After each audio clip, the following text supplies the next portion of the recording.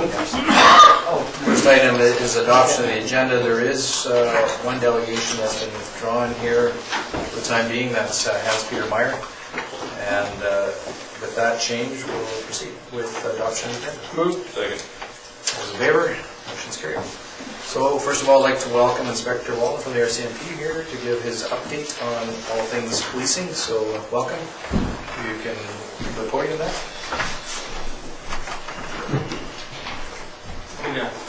Talk over your shoulder, wheel it around to the middle.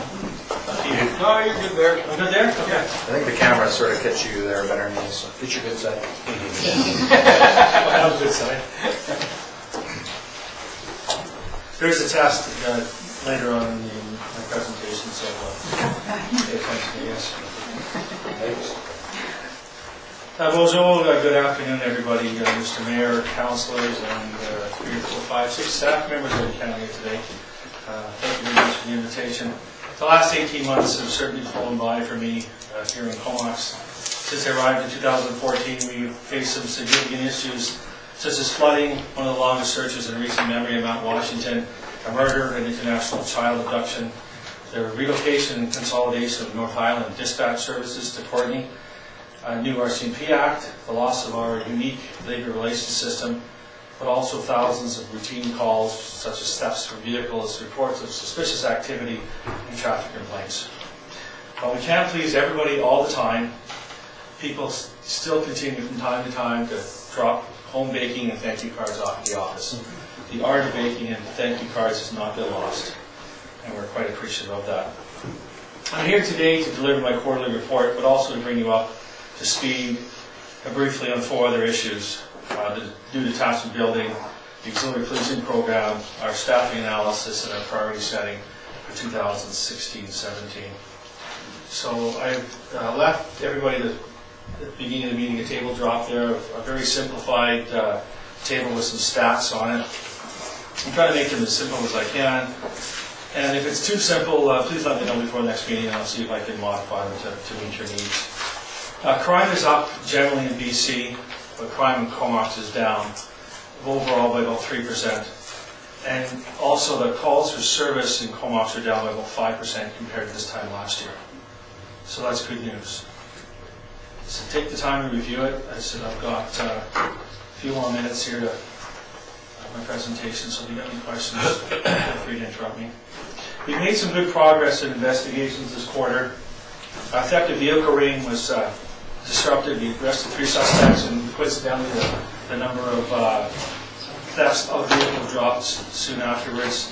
Thefts from vehicle are up substantially in Comox, where we were able to arrest 3 people, and again the numbers dropped off. One of the people who charged actually left town. I really don't want to sound like a broken record, but people still don't lock their doors. We arrested a young person before Christmas. He was very good at counting the number of car doors he tried. It was somewhere around 600. Almost 400 of those cars were unlocked, which he went into all of them. And all the car keys he found, he stole a vehicle.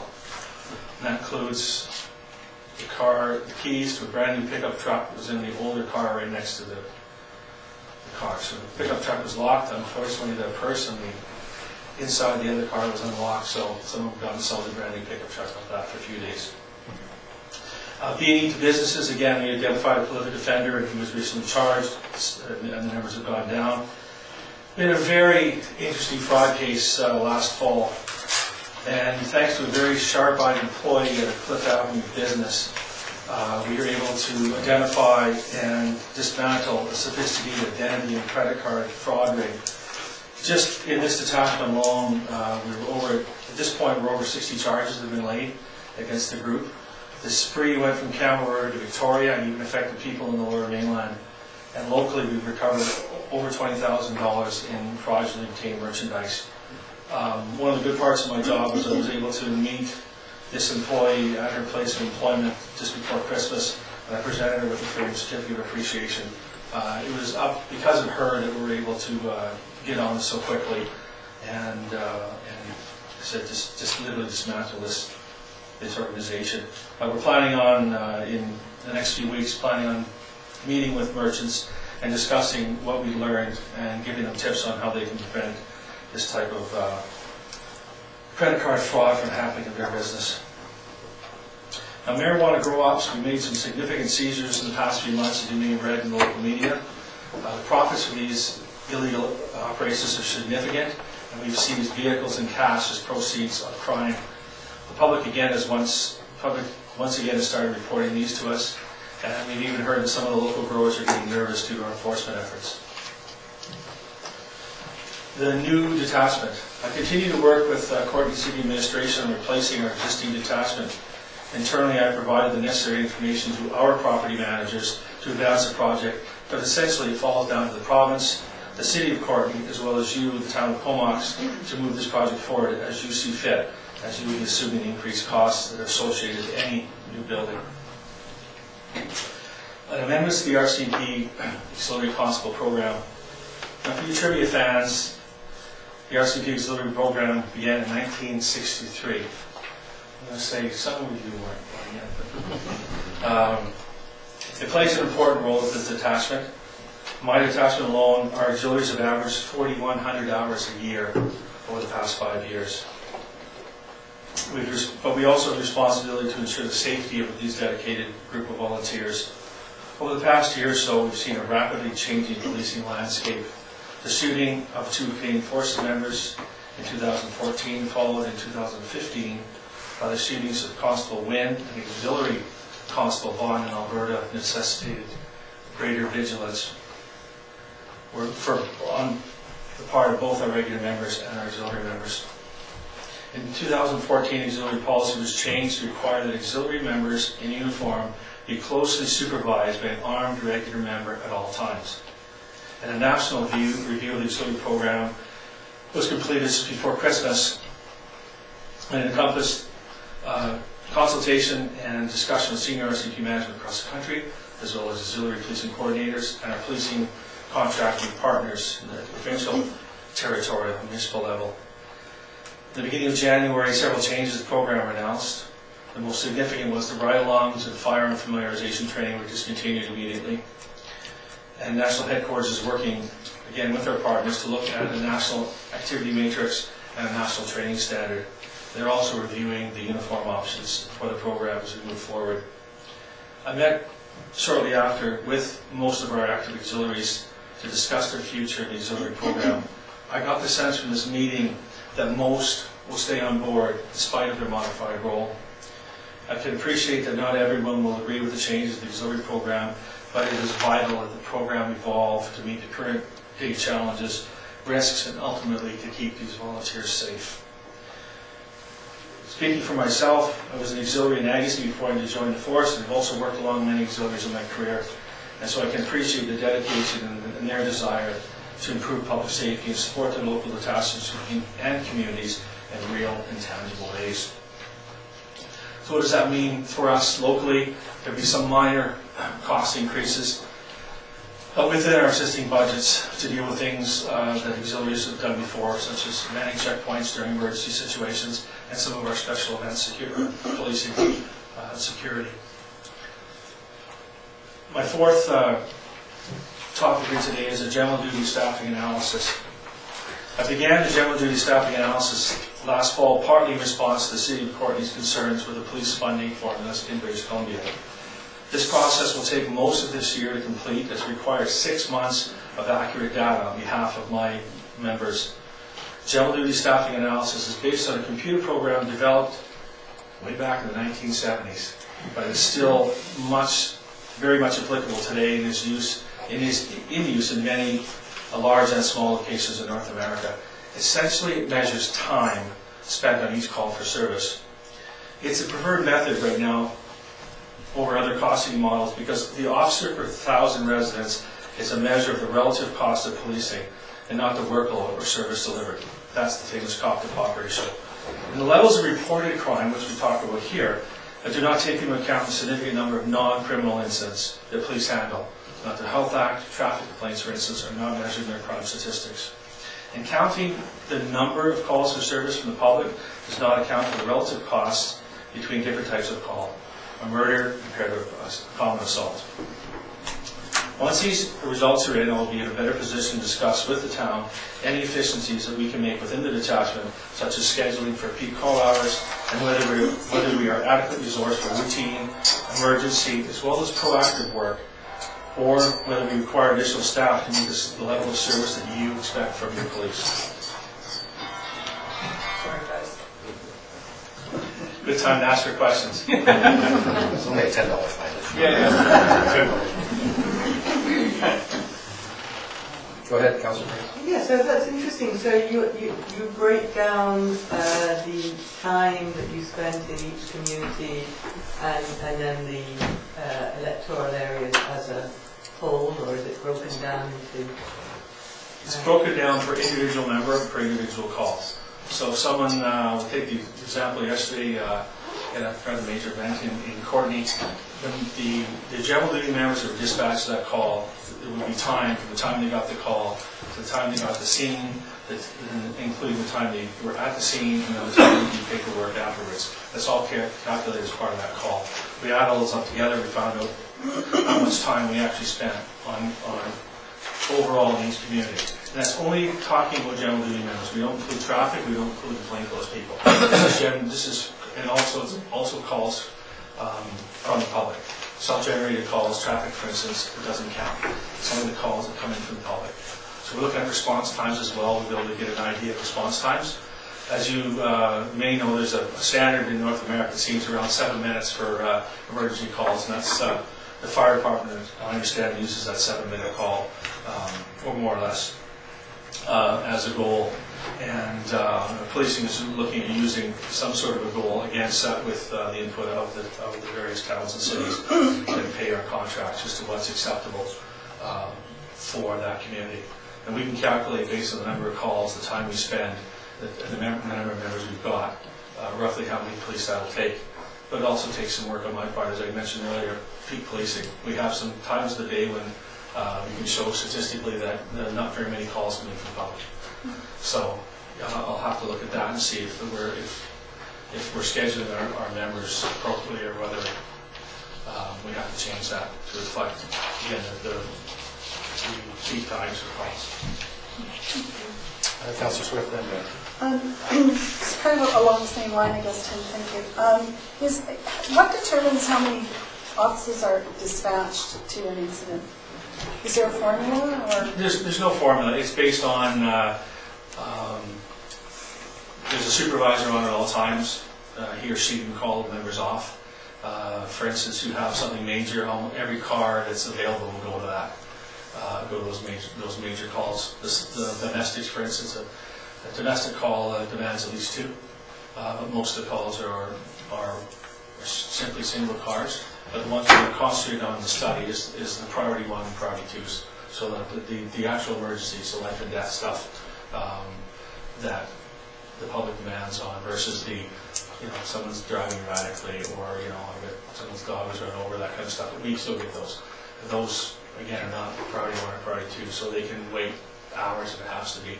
But it's the time when you really need to police, again, crime in progress, if someone's life is or health is a danger, and those fall into priority 1 or priority 2 calls. Thank you.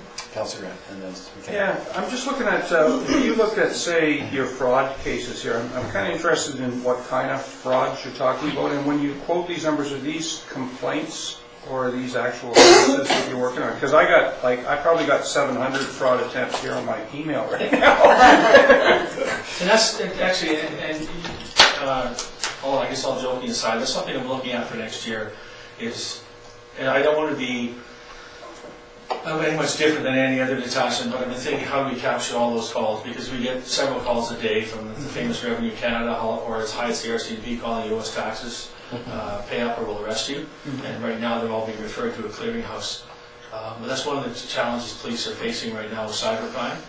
One of our stats that we're seeing going up is some of our harassment and threats files.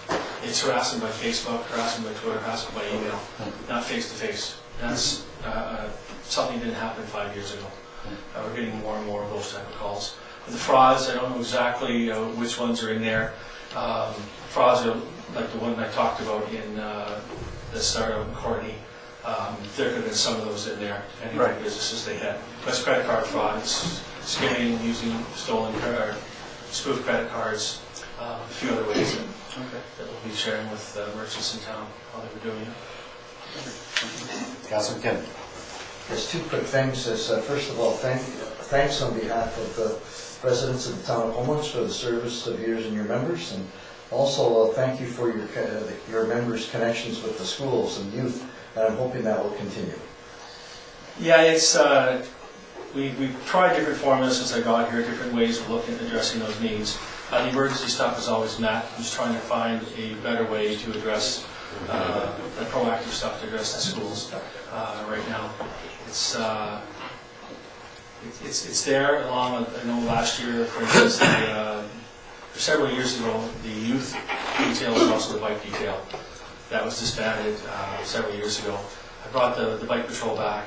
He's basically mostly concentrated on downtown Courtenay, but he went up to Cumberland, and he's also been here in Comox as well. So we're going to move around a little bit. So that's a connection again. He'll stop at the schools as well. So it's an actual real cop you can talk to rather than drive my car. So You're in great shape doing Homelands. yeah, he doesn't want to drive. He wants to ride to Cumberland and ride up the hill here. So he's quite dedicated as far as his bike goes. So. Thank you. Were you going to touch on the annual performance plan consultation? Yeah, it's my last item here. This is a quiz, told you to be one. So we had 5 priorities for last year based on community input. Can anybody name any of them? Road safety, drug trafficking, prolific offenders, domestic violence, and police community relations. That was our priorities for last year. In each of those priorities, we had several initiatives. Prolific offenders, drug trafficking, road safety. The initiatives that went along with that was we looked at increasing our curfew checks, our street checks, and interaction with the public in traffic matters. So a warning or a traffic ticket, that type of thing, meeting the public. And they're all proactive things, but we're tracking those. We're also tracking, for instance, how many community events we end up going to by invitation, or whether there's a drop-in. So that's being measured. So that's what we did last year. I think it was almost the same as the year before. 4 and 5 are the same as the year before. I recently sent out call letters, and I understand it's before you today, looking for policing priorities for the coming year. But internally, I've got a couple of priorities of my own.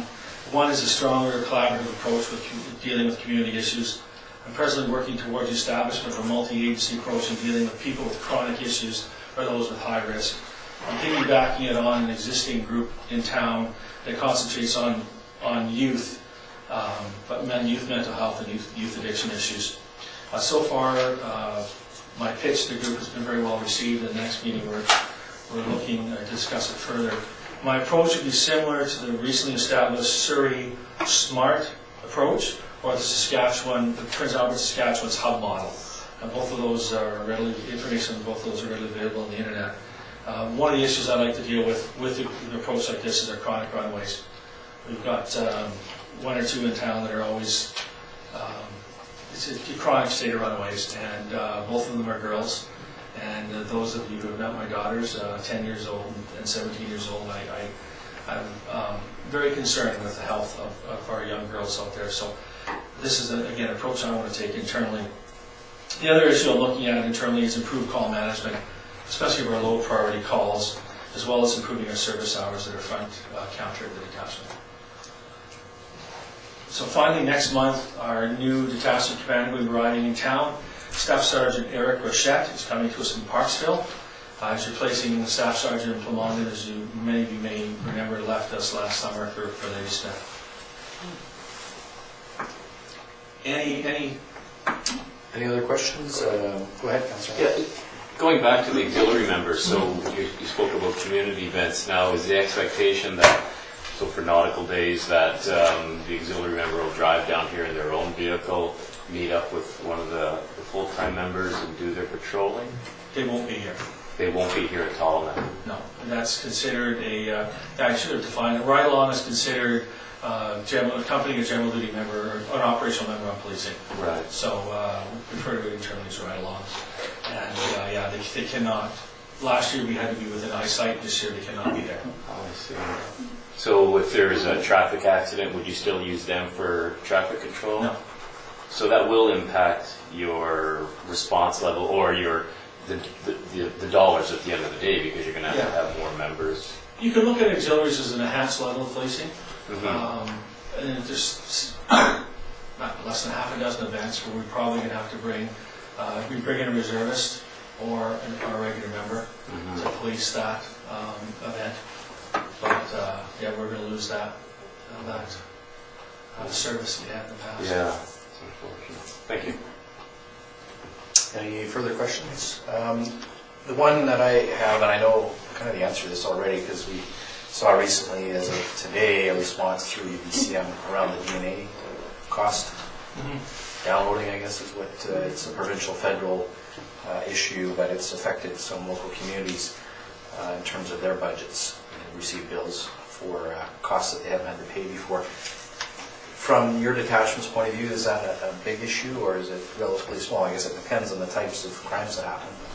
Yeah, it's not, I don't think it's a significant cost. Don will be able to give you the exact billing of the last quarterly bill for this year. Someone asked me yesterday, well, how often do you use, do you test or use the DNA testing process, matching process? And my answer is weekly. And sexual assault is probably the most obvious. The stabbing we had yesterday, I'm sure there will be DNA is going to be tested. Break and enter, someone leaves blood behind or body fluid behind, that type of thing. It's used. So it's a weekly occurrence here. It's common, but it is certainly a great tool in matching up known offenders and also being able to match up people after the fact when they finally become part of that DNA data bank. All right. Okay, well, thank you for your presentation, and we'll have any further discussion regarding the performance plan and let you know the outcome. I think you conclude the same way I always conclude, Mr. Mayor, and the Comox Valley is a very safe place to live, and as I've said probably 10 times to people in the room here, I still enjoy coming to work every day as your police chief. Thank you. Thank you. All right. So now we have our next delegation, John Watson, to talk about the 2016 work plan. Welcome, John. Sorry, I've just got a quick handout. Just pass it down. Thank you, Mayor. Today, just a quick update on only one piece of our work plan for 2016 that we thought we would take a moment to come and update council on. It's in a very important announcement, I think, or component of the plan. It requires some special recognition. I'm here as well with Susan Woods from the Comox BIA. And together we've been working along with members of the BIA to perhaps more formalize our work together in advancing small business development and collaboration here in the town. CBEDS as a whole regionally has been focused over the last few months, latter part of 2015, as we built out our 2016 plan to increase collaboration, communication, and partnerships with other organizations. And in fact, you'll hear more about that as we report out on our 2016 planning process coming forward. But to that agreement that I've just passed out, we've got a number of items in a new MOU with Comox BIA between themselves and our organization, crossing a number of items, as you can see, from tourism to small business development, communication, and generally supporting each other's roles in what we do. So we thought it would be important to come to council as early as we could in the new year to let you know about the progress on that. And also tag in one particular item that we spent quite a bit of time working together on in the fall, which was obviously the MOU and work within it to support a regional application to Destination BC for tourism marketing under a program called the Open Pool, new community open pool application. So Comox BIA, among other members of these organizations in the community, supported that process and came on board, and I'm pleased to let you know that the Valley's been approved in principle for $175,000 out of that program as a regional applicant with many community partners for 2016. Associated letters and materials, final contracts are still not done, but we have received confirmation in principle for that amount, and I thought it was important that you see that alongside this new approach to communication and collaboration with TIA. So I'm here to answer any questions, and thank you very much for the time. Councilor Grant? So, on this $175,000, you guys, that was a collaborative approach. If you've gone to the community, what would the implication be, do you know? The program guidelines specify that, and they not only encourage, they specify the need for regional collaboration in developing your strategic planning and tactical plans for tourism marketing. So the Comox Valley and the partners, Mount Washington, Airport Commission, others, counted as one region if we could agree on one application. And therefore, we were eligible to apply for up to $250,000. Individual communities applying on their own, I believe their maximum eligibility would have been about $7,500 or $8,500. I can't recall exactly which one. So it's significant. It's very serious about the regional nature of these types of things and importance of. All right, Thank you. any further questions? Councilor Kinnon, and then Nara. Yes, we were to have another speaker today, and I am pleased to see that the implementation of a business counts workshops opportunities oriented to small business owners. And I wondered if there's any relationship with the We Are YQQ group in the Comox Valley, and we're doing workshops, business development workshops like that. I've heard of the group. We haven't been approached by them at this time. So this particular set of workshops that we're looking at doing with the businesses down in Comox will be Comox specific. Terrific. Okay, Councilor Rupp. Yeah, my question, John, is just a little outside of this, but the sign on the highway, where are we with that? Or are we looking at cleaning up the existing sign, maybe giving it some paint, or? Have you been coming to the meetings? I was driving up the highway the other day and I thought to myself, it's looking pretty sad, you know? I've never been more pleased to work merely as a staff for an advisory committee of well-meaning volunteers. That particular project, also supported by the Comox PA in a very significant way and many people, is well underway and on budget with an incredible amount of in-kind contribution from companies throughout the valley and cash contributions as well. In fact, I haven't been by it to see it, but the foundation hole was done this weekend. The forms were built. Slate Lumber had agreed very early on to come on board and support the process, and the forms for the columns, those of you that have seen it, they agreed to have all of that pre-manufactured on their site. So that's been done, and the forms have been, I think they were poured last weekend. So they've got a cure for a month, and then everything will be moved to the site and assembled on site. And whereabouts is it located? Just south of the Trent River. There's a long stretch of highway there that there's a number of different spots that were looked at by the Ministry of Transportation in conjunction with committee members. One spot to the north of the Trent River was the spot is perhaps the more ideal one, and subsequent review, MOT staff recommended that we move it just south for better visibility. So that's where it is. If you're coming up northbound on the highway towards the Trent, and you recall Smokey the Bear sign, or don't like fire sign. I can't remember if it's Smokey the Bear or not. I'm dating myself, but It's not actually. but there's a sign around there that, and it's just past that. So Oh. yeah, you should be able to see some construction here. It's about 6 minutes from the truck. Perfect. Councilor Price.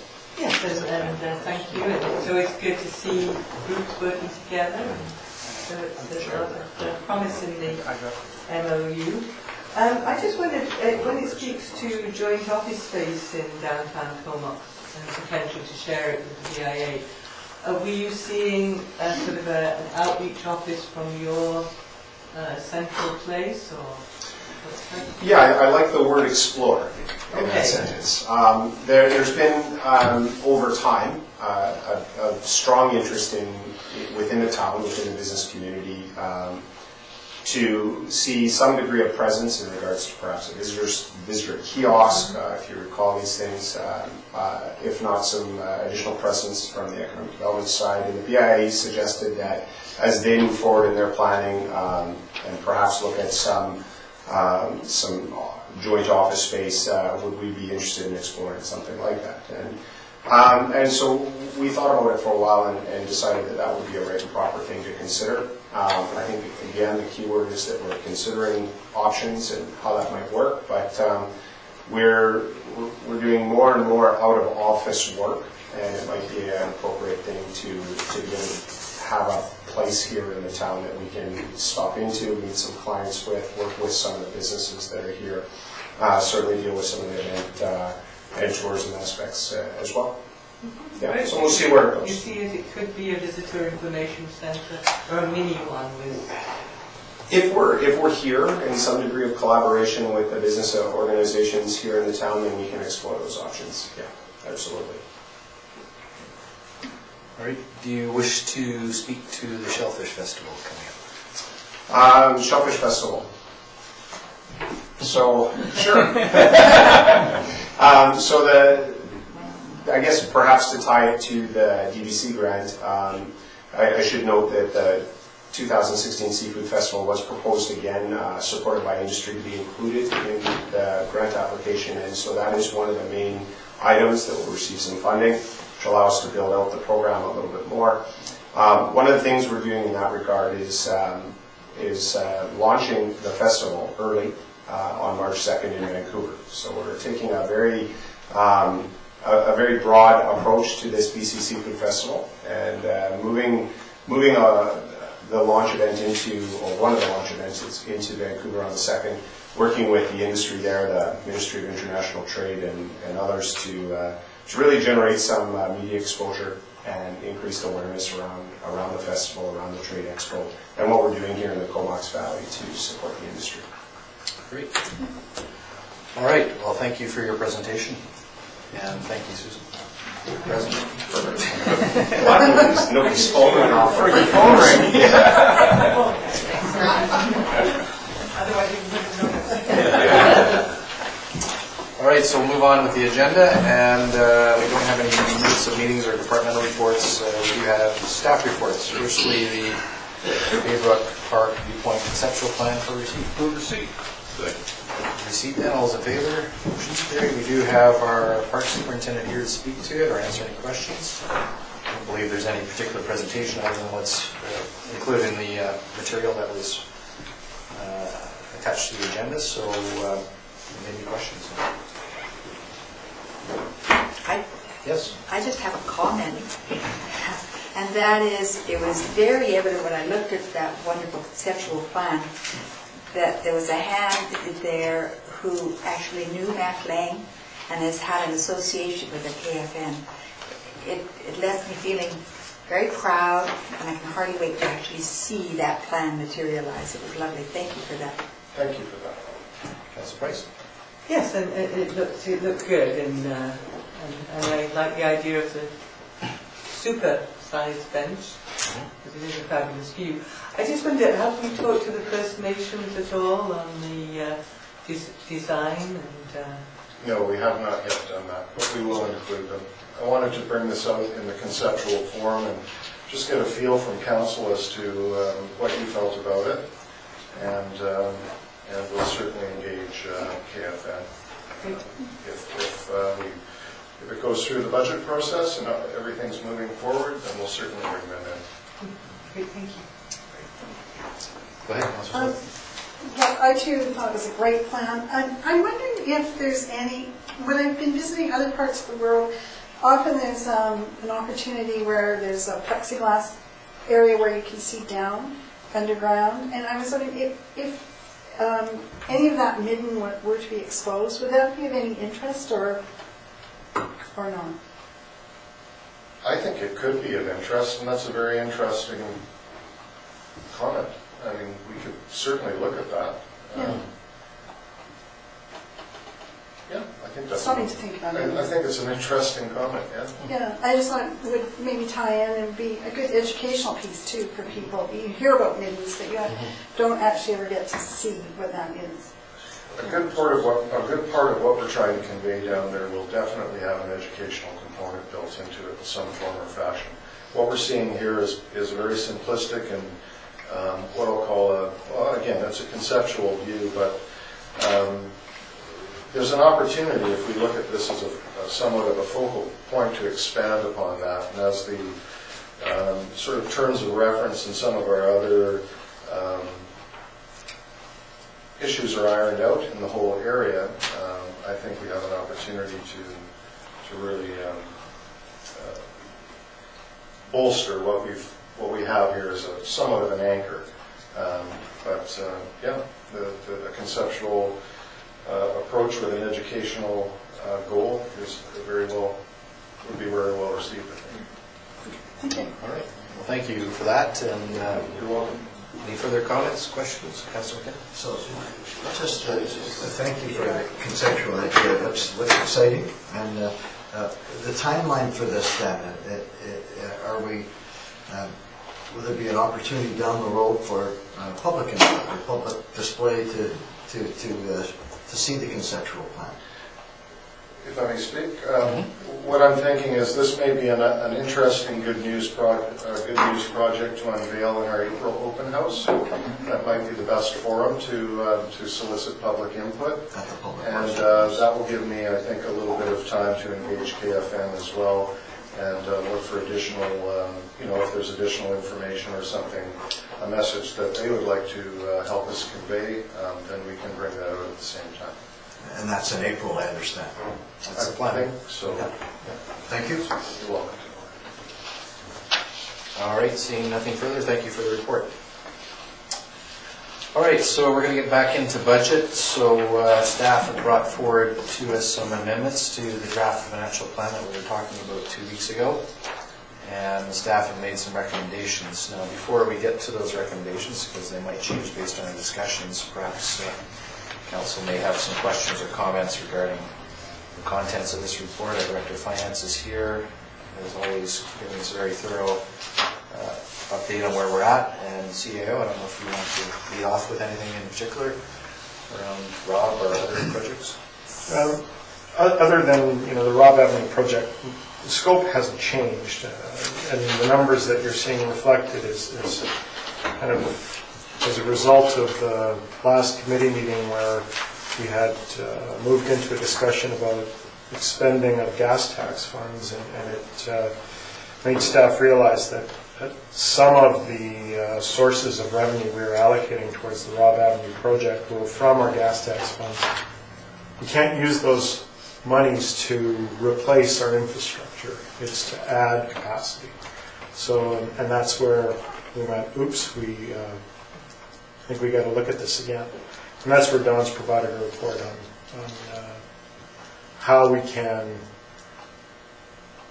finance the project. So it's still the same cost, it's just we got to fund it differently. So this wasn't a mix-up in numbers in engineering. This was just we had allocated to replace sidewalks that we can't use gas tax money for. So the numbers That's were right. fairly accurate. Yeah. Thanks.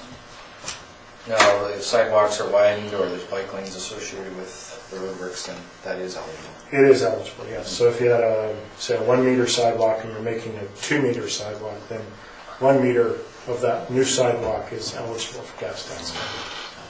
And the widening of Rob that we're allocating for the cycle portion, it's not a cycle lane, but it's wide enough to accommodate cycling and vehicles, then that's a portion that can be attributed to the gas tax. We're also widening the sidewalks out there, are we? Or Yeah. So we are apportioning some to that. Yes, we are. Now, in terms of gas tax monies, there's also, I understand, other types of projects within our 5-year capital plan that might be eligible under the criteria that be expanded?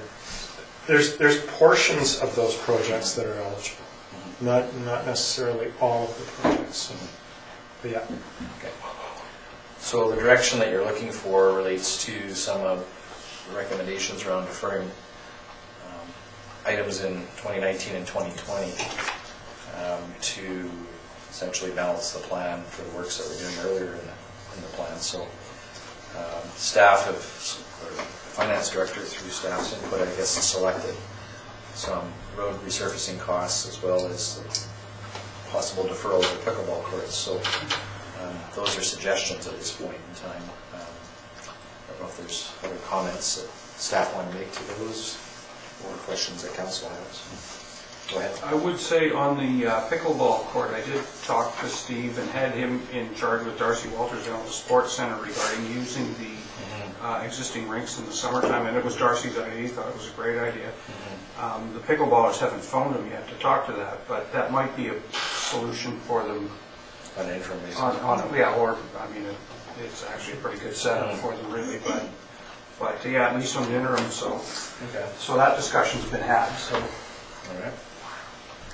And in terms of deferral of road resurfacing costs, I know we're trying to invest as much as we can in our infrastructure. Do staff feel that's feasible, reasonable, or are we simply deferring the inevitable?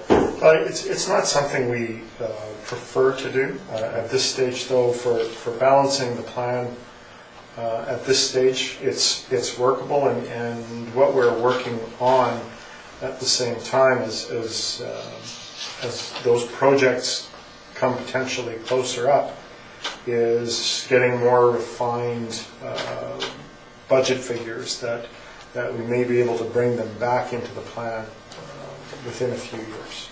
So we're just, it's always a bit of a juggling act that we're playing with this 5-year document, and so we're pushing a few back out, and hopefully over the next year or so that we can still bring those back, because that is, from our perspective as well as councils, we recognize a big priority in investing back in that infrastructure. Yeah, there was one from 2020 that was a sidewalk project from Rodello to Ellis on the south side of Comox Avenue, which is $900,000. That one is sort of a new one that's been added on in that 5th year. But then I see it's funded, proposed to be funded entirely by community works. So taking it out really doesn't make any difference, or deferring it, I should say. Well, I looked at the same thing with the Rodello traffic circle, but that's 100% DCCs, I believe. So that again, that doesn't affect the bottom line of the budget either, I don't think. Right, was there a hand up over this side? No? Yes, Director of Finance.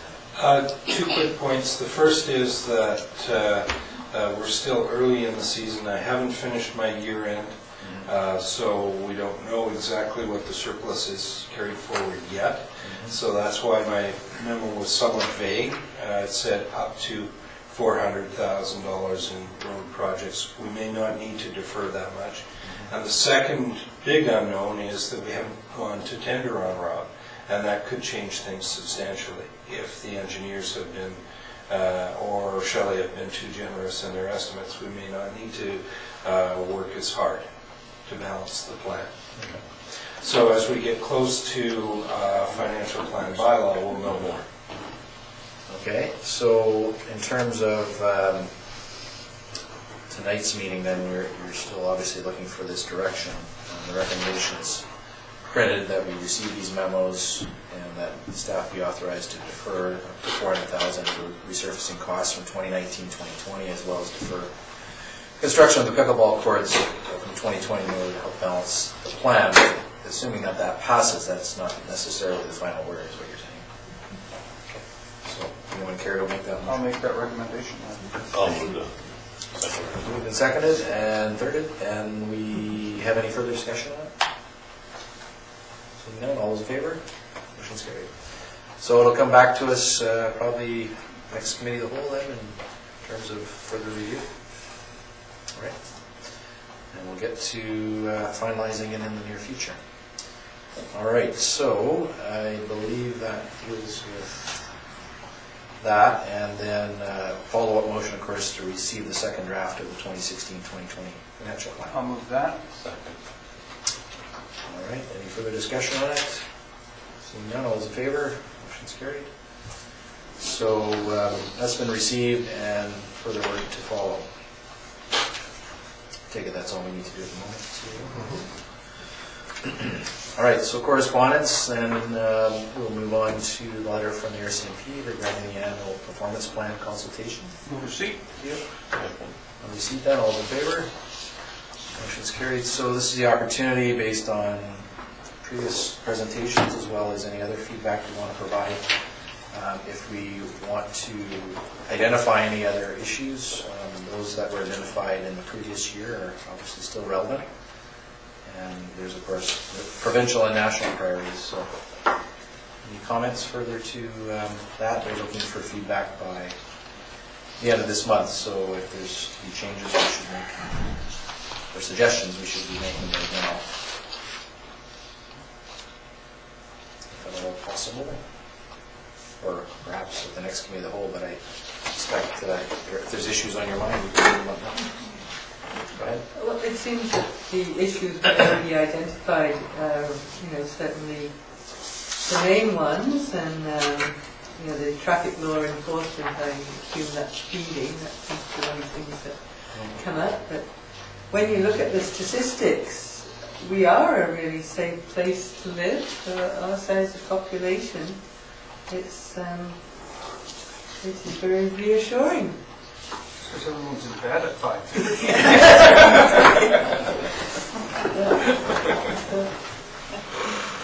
Councilor Kennedy. I'll just add to that is that because the stats look so good, this lends itself to a time to be proactive as opposed to reactive.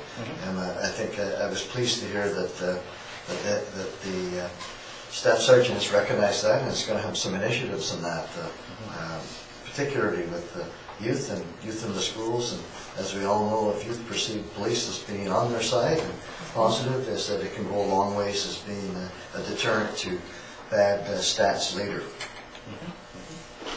Absolutely. So you have any staff comments from your perspective? Well, the issues we hear about mostly are related to traffic enforcement and crime, but again, we're not talking more vandalism, I would think, rather than crime. So they're already on the list that were identified from prior years, and I support leaving those on. And we did hear, of course, recently from the Robb Avenue people about the school areas.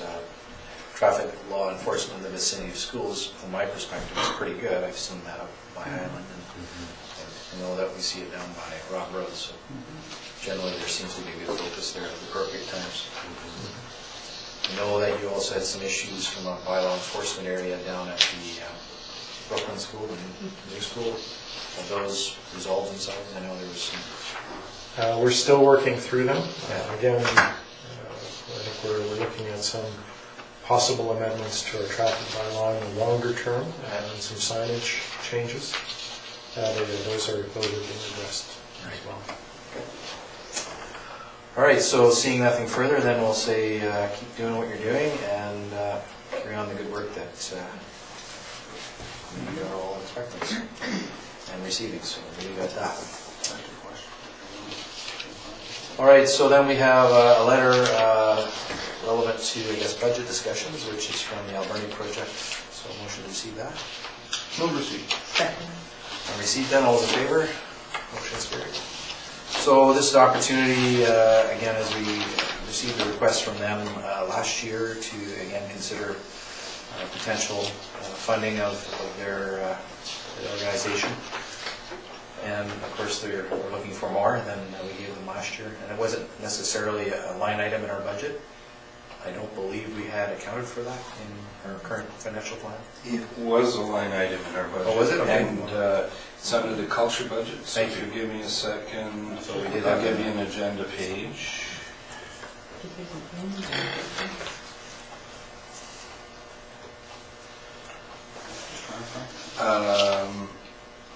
So, page 31 of the financial plan, page 49 of the agenda.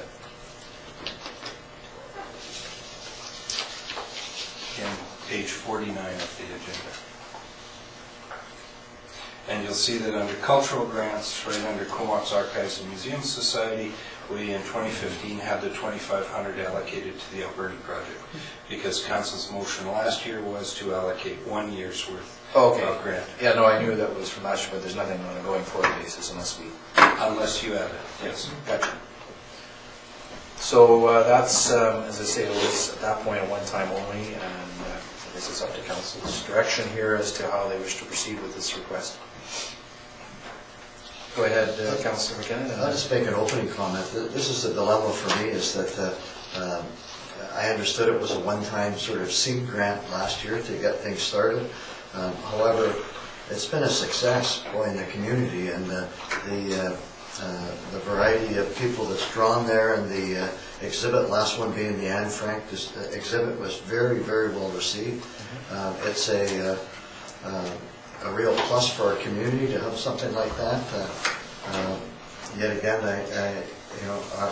I, along with the rest of the council last year, thought it was a one-shot deal. So I'm open to reconsidering, but I will say that certainly it has been very well received by the community. Okay, Councillor President?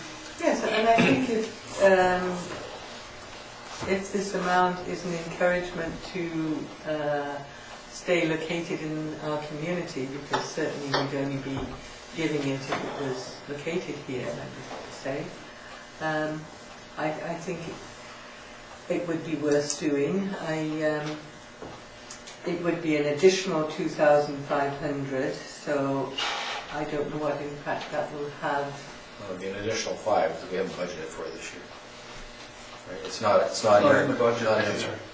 No, it would be an addition. I mean, because I'm proposing 2, not proposing 5, but Oh, I see. same as last year. Gotcha. It would be additional to what we've already got in here. Right, okay, fair enough. Yeah.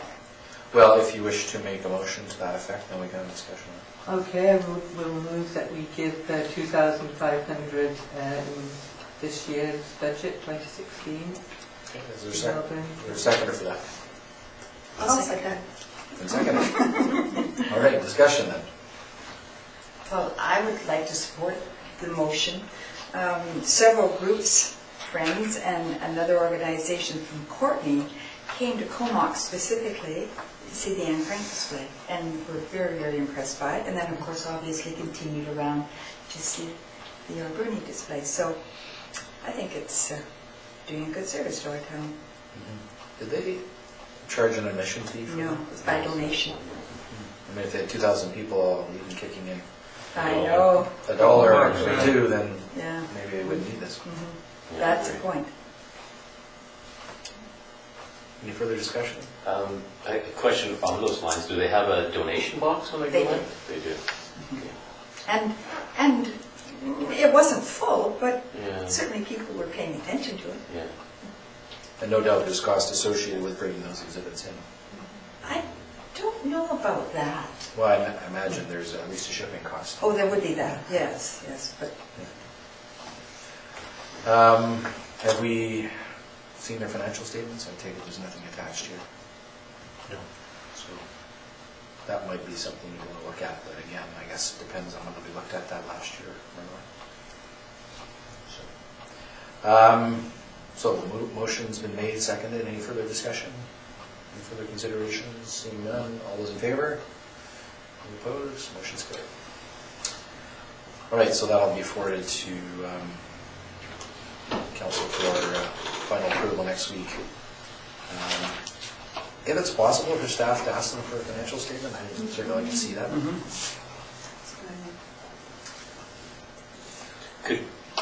Could we also ask if there's an intent in the future to have an admission to these types of things?